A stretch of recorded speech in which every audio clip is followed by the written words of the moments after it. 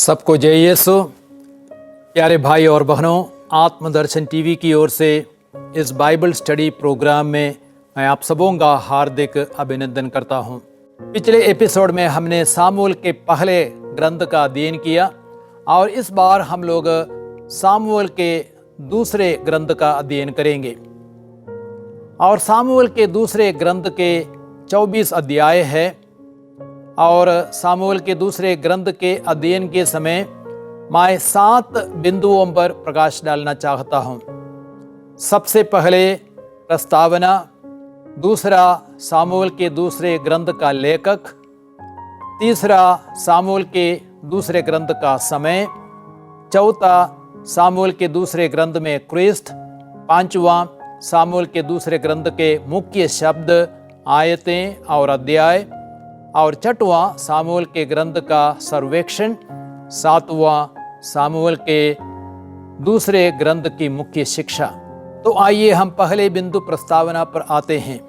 राजा दाऊद दूसरे सामुएल का मुख्य पात्र है और यह ग्रंथ दाऊद की कहानी को आगे बढ़ाता है। राजा के रूप में दाऊद के शासन पर प्रकाश डालता है। दाऊद पहले यूदा का राजा बनता है और बाद में पूरे इज़राइल का राजा बनता है। यह ग्रंथ दाऊद की अपार सफलता और उसके 2 बड़े पाप पर भी प्रकाश डालता है। पाप के बाद उसके पूरे परिवार और पूरे राष्ट्र पर भारी दंड आता है, लेकिन दाऊद पश्चाताप करता है और प्रभु उसे नहीं छोड़ता है। अब हम देखते हैं सामुएल के दूसरा ग्रंथ का लेखक। अनुमान है कि नबी नातान और गाद ने भी ग्रंथ की रचना में सहयोग दिया होगा, क्योंकि पहले इतिहास में लिखा है कि नबी नातान और दृष्टा गाद के ग्रंथों में राजा दाऊद का आदि से अंत तक का इतिहास लिखा गया है। लेकिन बहुत संभव है कि ग्रंथ का अंतिम रूप किसी संपादक द्वारा दिया होगा। अब हम देखते हैं सामुएल के दूसरे ग्रंथ का समय, यह तीसरा बिंदु है और माना जाता है 1010 ईसा पूर्व से 970 ईसा पूर्व तक दाऊद के ग्रंथ का समय माना जाता है। वर्ष 1010 ईसा पूर्व में राजा साउल की मृत्यु हुई और उसी वर्ष राजा दाऊद ने अपना शासन प्रारंभ किया। राजा दाऊद ने 970 ईसा पूर्व तक इज़राइल पर शासन किया। विद्वानों का मानना है कि दूसरे सामुएल की रचना संभवतः 900 ईसा पूर्व में हुई होगी। अब हम चौथे बिंदु पर आता है, अर्थात सामुएल के ग्रंथ में क्रिस्त। सामुएल का ग्रंथ क्रिस्त के विषय में क्या कहता है और सामुएल के इस दूसरे ग्रंथ में क्रिस्त के कौन कौन प्रतिनिधित्व करता है। पुराने नियम में दाऊद क्रिस्त का सुंदर प्रतीक है। पापों के बावजूद भी दाऊद प्रभु के मन के अनुकूल व्यक्ति बना रहता है। कभी कभी वह अपने व्यक्तिगत जीवन में असफल हो जाता है, फिर भी प्रभु के साथ संबंध में ढीला नहीं पड़ता है। अधिकांश अन्य राजाओं के समान राजा दाऊद कभी भी मूर्ति पूजा के पाप में नहीं गिरा। वह यहोवा के प्रति हमेशा वफादार था और एक आदर्श राजा था। उसके शासनकाल में न्याय, धार्मिकता, प्रज्ञा, साहस और दयालुता को बढ़ावा मिला। यरूशलेम पर विजय पाने के बाद वह सालेम का राजा मेल्कीसेदक धार्मिकता का राजा के सिंहासन पर विराजमान होता है। उत्पत्ति ग्रंथ अध्याय 14 वाक्य संख्या 18 में हम सालेम का राजा मेल्कीसेदक के बारे में पढ़ते हैं। वह एक ऐसा आदर्श या मानदंड बना कि अन्य सभी राजा दाऊद के मानदंड से नापे गए। अब हम 5वें बिंदु पर आते हैं, सामुएल के दूसरे ग्रंथ के मुख्य शब्द, मुख्य आयतें और मुख्य अध्याय। मुख्य शब्द दाऊद स्वयं है, अर्थात राजा दाऊद दूसरे सामुएल का मुख्य पात्र है। ग्रंथ की मुख्य शिक्षा यह है कि आज्ञा पालन आशीषें लाता है, जबकि आज्ञा का उल्लंघन अभिशाप लाता है। और इस ग्रंथ का मुख्य पद है अध्याय 7 वाक्य संख्या 12 से 13 और अध्याय 22 वाक्य संख्या 21। और अध्याय 7 12 से 13 तक में हम पढ़ते हैं, जब तुम्हारे दिन पूरे हो जाएंगे और तुम अपने पूर्वजों के साथ विश्राम करोगे, तो मैं तुम्हारे पुत्र को तुम्हारा उत्तराधिकारी बनाऊंगा और उसका राज्य बनाए रखूंगा। वही मेरे आदर में एक मंदिर बनवाएगा और मैं उसका सिंहासन सदा के लिए सुदृढ़ बना दूंगा। अर्थात इस कथन पर हम थोड़ी देर मनन करें। राजा दाऊद ईश्वर के आदर में मंदिर बनवाना चाहता था, लेकिन प्रभु ने नबी नातान द्वारा दाऊद को यह संदेश दिया कि प्रभु उसके पुत्र को उत्तराधिकारी नियुक्त करेगा और उसके राज्य बनाए रखेगा। उसका पुत्र ही प्रभु के आदर में मंदिर बनवाएगा। और याद करें, सूक्ति ग्रंथ अध्याय 16:1 में कहा गया है, मनुष्य योजनाएं बनाता है, उनकी सफलता प्रभु पर निर्भर है। राजा दाऊद ने योजना बनाई, लेकिन प्रभु की इच्छा कुछ और थी। और एक दूसरी मुख्य आयत है अध्याय 22 वाक्य संख्या 21।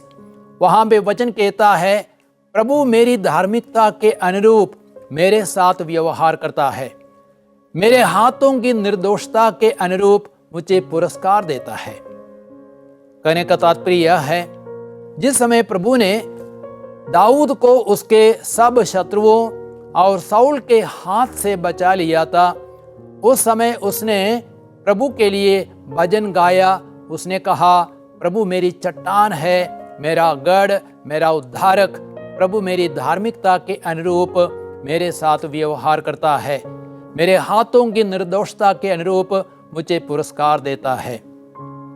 अध्याय 22 वाक्य संख्या 1 से लेकर अध्याय 2 वाक्य संख्या 21 तक। अब हम आते हैं सामुएल के ग्रंथ में मुख्य अध्याय कौन सा है। विद्वानों का मानना है कि मुख्य अध्याय 11 है। अध्याय 11 राजा दाऊद के 2 बड़े पापों का उल्लेख करता है। वह हित्ती उरिया की पत्नी बत्शेबा के साथ व्यभिचार करता है। जब बत्शेबा गर्भवती होती है, अपने पाप को छिपाने के लिए हित्ती उरिया को मरवा डालता है। तब दाऊद ने उसकी पत्नी को अपने घर में रख लिया। वह उसकी पत्नी बन गई और उससे एक पुत्र उत्पन्न हुआ। लेकिन दाऊद ने जो किया वह प्रभु को अच्छा नहीं लगा। उसके फलस्वरूप दाऊद और उसके परिवार पर आशीष बंद हो जाती है। दाऊद के परिवार और राज्य पर भयंकर दंड आता है। अब हम छठे बिंदु पर आते हैं, अर्थात सामुएल के दूसरे ग्रंथ का सर्वेक्षण, A survey of the second book of Samuel।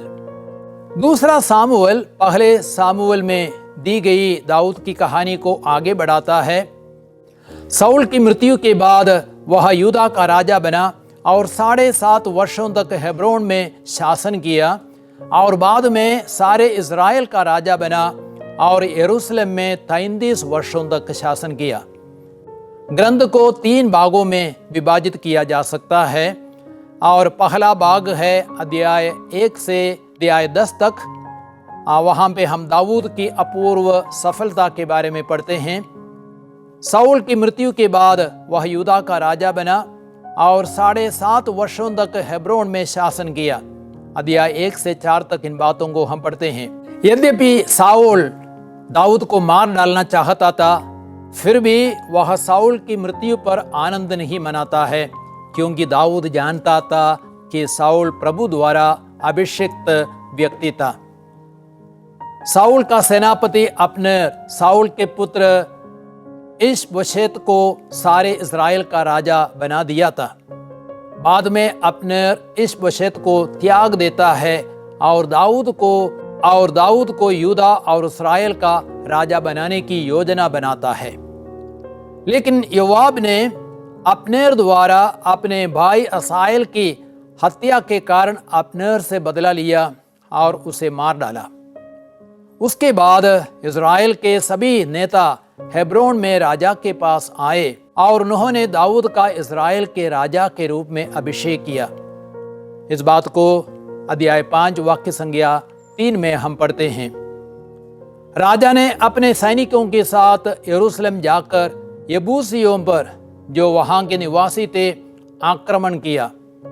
Dawood ने उन्हें पराजित किया और सियोन के किले पर अधिकार कर लिया और उसका नाम दाऊद नगर रखा।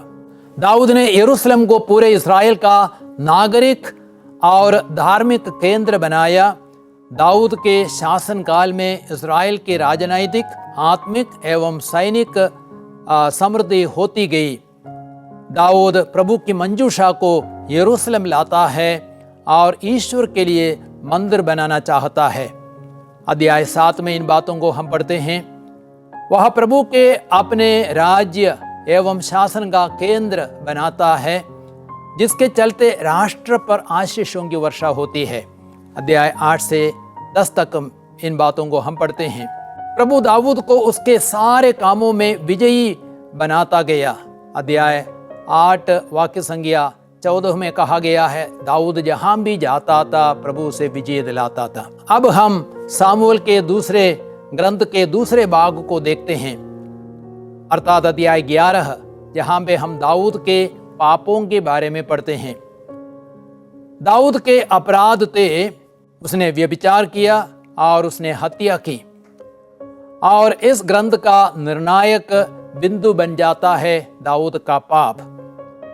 इन अपराधों के कारण दाऊद की सारी सफलताएं और आशीषें अब व्यक्तिगत, पारिवारिक और राष्ट्रीय संकटों और समस्याओं में बदल जाती है, जिनका उल्लेख अगले अध्यायों में मिलता है। और इस ग्रंथ के तीसरा भाग है दाऊद के संकट। अध्याय 12 से अध्याय 24 तक में इन बातों के बारे में हम पढ़ते हैं। दाऊद द्वारा प्रभु की आज्ञाओं का उल्लंघन हर परिस्थिति में दंड और उलझन लाता है। दाऊद की महिमा और कीर्ति को ठेस पहुंचता है। लेकिन जब नबी नातान ने उसकी निंदा की, दाऊद ने अपने पापों को स्वीकारा और उनके लिए पश्चाताप और प्रायश्चित किया। प्रभु दाऊद को क्षमा करता है, लेकिन तलवार उसके घर से दूर नहीं होगी। बत्शेबा से जन्मे उसका बच्चा मर जाता है। दाऊद का पुत्र अम्नोन दाऊद की पुत्री तमार के साथ बलात्कार करता है। तामार का भाई अबसलोम अम्नोन को मार डालता है। इस प्रकार दाऊद के परिवार की मुसीबतें बढ़ जाती है। और आगे हम देखते हैं, अबसलोम पिता के विरुद्ध विद्रोह करता है और लोगों के समर्थन से अपने को राजा घोषित करता है, और उसके फलस्वरूप दाऊद यरूशलेम छोड़कर भागता है। लेकिन प्रभु की कृपा से दाऊद फिर से अपनी सेना को एकत्रित करता है और अबसलोम की सेना को पराजित करता है। योआब दाऊद के आदेश के विरुद्ध अबसलोम को मार डालता है। दाऊद पूरे इस्राएल को एक राष्ट्र के रूप में एकत्रित करना चाहता है, लेकिन 10 उत्तरी वंशों और 2 दक्षिणी वंशों के बीच में तनाव उत्पन्न होता है। शेबा दाऊद के विरुद्ध विद्रोह की अगुवाई करता है और शेबा मारा जाता है और योआब विद्रोहियों को पराजित करता है। अंतिम 2 अध्याय दाऊद के शब्दों और कार्यों का संक्षेप है। वे यह दिखाते हैं कि लोगों की हालत और परिस्थिति बहुत हद तक राजा की आत्मिक और नैतिक अवस्था पर निर्भर है। इस्राएलियों की जनगणना द्वारा भी दाऊद ने पाप किया और इस्राएल दंडित किया गया। अध्याय 24 में इस बात को हम पढ़ते हैं। राष्ट्र ईश्वर द्वारा आशीषित है जब राजा ईश्वर की आज्ञाओं का पालन करता है, लेकिन जब राजा ईश्वर की आज्ञाओं का उल्लंघन करता है, पूरे राष्ट्र पर उसका बुरा असर पड़ता है। अब हम 7वें अंतिम बिंदु पर आते हैं, अर्थात सामुएल के दूसरे ग्रंथ की शिक्षा क्या है हमारे लिए। पहली शिक्षा यह है, जीवन की सफलता, जैसे मैंने कहा, प्रभु के आदेशों के पालन पर निर्भर है। जब तक दाऊद प्रभु के आदेशों के अनुसार जी रहा था, प्रभु की आशीष उस पर और उसके सभी कार्यों पर बनी रहती थी। दाऊद जहां भी जाता था, प्रभु उसे विजय दिलाता था। सामुएल के दूसरे ग्रंथ अध्याय 8 वाक्य संख्या 6। और एक दूसरी महत्वपूर्ण शिक्षा है, जब हम प्रभु के आदेशों का उल्लंघन करते हैं, हम प्रभु की आशीषों से वंचित हो जाते हैं। परिस्थितियां, लोग, परिवार के प्रियजन भी हमारे खिलाफ हो जाते हैं। इसलिए प्रभु के आदेशों के पालन में ही हमारा कल्याण है, परिवार का, राष्ट्र का कल्याण है। और एक तीसरी महत्वपूर्ण शिक्षा है, पाप किए तो ईश्वर की दया और करुणा पाने के लिए पश्चाताप ही एकमात्र मार्ग है। दाऊद ने पश्चाताप किया, इसलिए सिंहासन उसको वापस मिला और उसका वंश हमेशा के लिए बना रहा। तो प्यारे भाइयों और बहनों, आप लोगों ने सामुएल के ग्रंथ पर मनन किया है और मेरी आशा है आप उस ग्रंथ को और अच्छी तरह समझ पाएंगे यदि इन बातों को अपने मन में रखेंगे। अब अगले एपिसोड में हम देखेंगे राजाओं का पहला ग्रंथ